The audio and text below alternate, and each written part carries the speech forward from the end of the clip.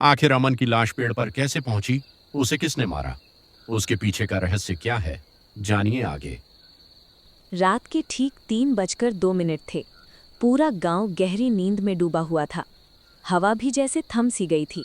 तभी अचानक एक औरत की ऐसी चीख गूंजी कि नींद में पड़े कुत्ते उछलकर भौंकने लगे। चीख इतनी खौफनाक थी कि पूरे गांव के लोग हड़बड़ाकर जाग गए। रमेश नींद से उठ गए। ये ये खौफनाक आवाज शमशान की तरफ से आ रही है। उसकी पत्नी सरिता। मत जाओ जी, लोग कहते हैं रात 3 बजे जो चीख आती है वो इंसानी नहीं होती, और जो उसे सुन लेता है उसकी रूह कभी चैन से नहीं सोती। लेकिन रमेश निकल गया। शमशान के पास पहुंचते ही हवा अचानक बिल्कुल बंद हो गई। कौन है वहां? कोई है क्या? किसी को मेरी मदद चाहिए क्या? अचानक अंधेरे से एक धीमी फुसफुसाहट आई। मदद मुझे नहीं, तुझे चाहिए रमेश। पीपल के पेड़ के नीचे एक औरत खड़ी थी। उसने लाल साड़ी पहन रखी थी। वो पीछे मुड़कर खड़ी थी।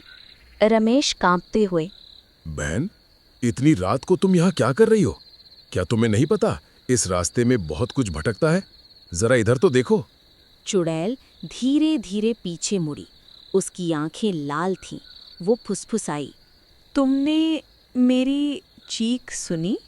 नहीं, यकीन मानिए, मैं तो यूं ही भटकते भटकते यहाँ आ गया था। अचानक उसके पीछे से वही चीख उसके कानों के अंदर गूंज उठी। रमेश का सिर सुन्न हो गया। उसकी टांगें जवाब दे गईं और वो धड़ाम से जमीन पर गिर पड़ा। तुम आओ मेरे चीख पास, अब भी रुक नहीं रही थी, जैसे कोई उसके दिमाग के अंदर चिल्ला रहा हो। सुबह 6 बजे गांव वाले शमशान पहुंचे। ये तो रमेश है। रमेश की लाश पीपल के पेड़ से लटकी थी।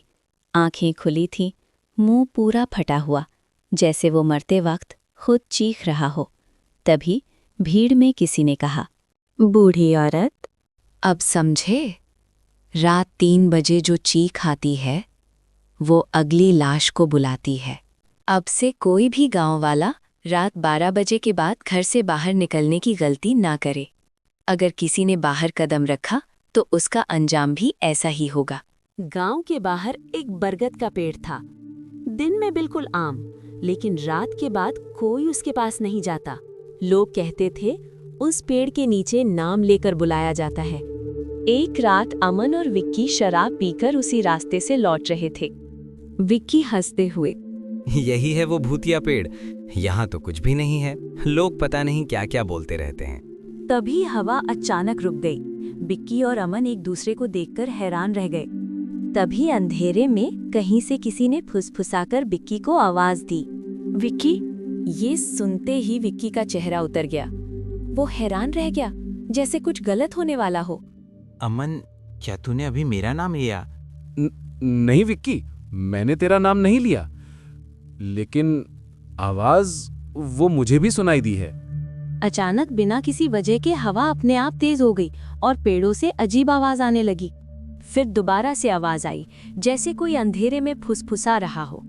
अमन, मुझे यहाँ कुछ ठीक नहीं लग रहा। प्लीज अभी यहाँ से चल।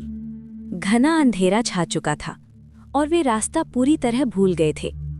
पेड़ के नीचे एक औरत झूल रही थी, पैर जमीन से ऊपर, बाल चेहरे पर। विकी कांपते हुए, ये क्या है? मैंने कुछ हिलते हुए देखा। औरत अचानक जोर जोर से हंसने लगी। उसकी हंसी में कुछ ऐसा था कि रोंगटे खड़े हो गए। अब तुम बच नहीं पाओगे। जिसने मेरा नाम लिया वो अब कहीं नहीं जाएगा, यहीं रहेगा मेरा नौकर बनकर। तभी चुड़ैल धीरे धीरे नीचे उतरकर आने लगी। अमन, इसने मुझे पकड़ लिया।